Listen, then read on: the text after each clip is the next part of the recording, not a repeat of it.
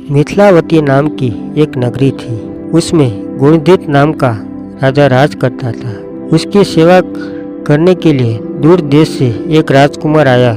वह बराबर कोशिश कर रहा, लेकिन राजा से उसकी भेंट नहीं हुई। जो कुछ वह अपने साथ लाया था वह सब बराबर हो गया।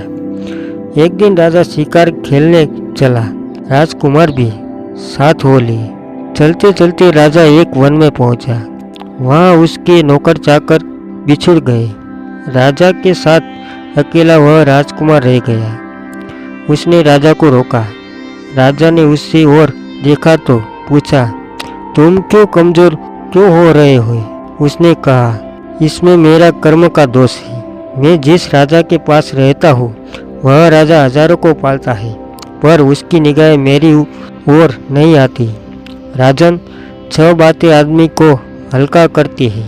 खोटे नगर की प्राप्ति, बिना कारण की हंसी, स्त्री से विवाह, असज्जन स्वामी की सेवा, गधे की सवारी और बिना संस्कृति की भाषा।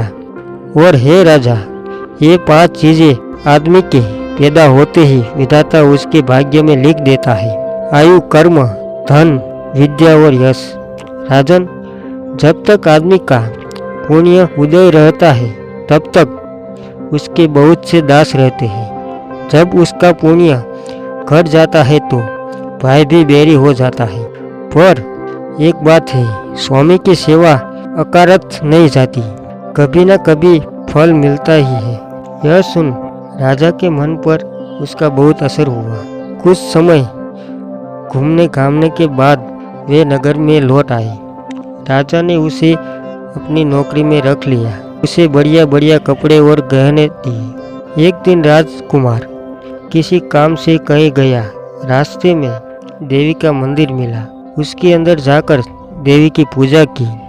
जब वह बाहर निकलता तो देखता क्या है, उसके पीछे एक सुंदर स्त्री चली आ रही है। राजकुमार ने देखते ही उसकी ओर आकर्षित हो गया।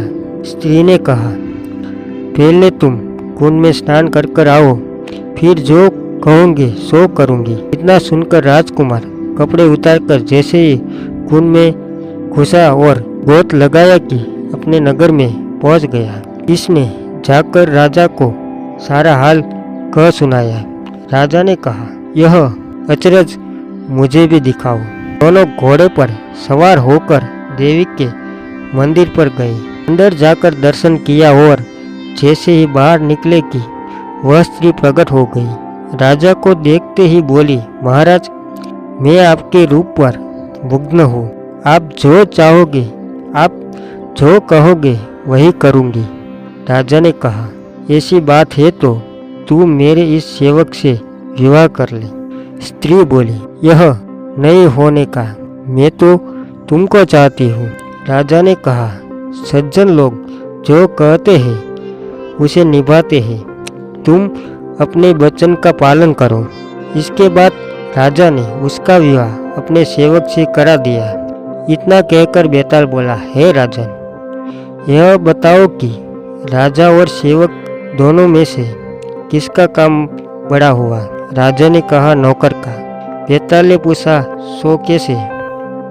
राजा ने बोला, उपकार करना राजा का धर्म था, इसलिए उसके उपकार करने में कोई खास बात नहीं हुई। लेकिन जिसका धर्म नहीं था उसने उपकार किया तो उसका काम बढ़कर हुआ। इतना सुनकर बेताल फिर पेट पर जा लटका और राजा जब उसको पुनः लेकर चला तो उसने 8वीं कहानी सुनाई।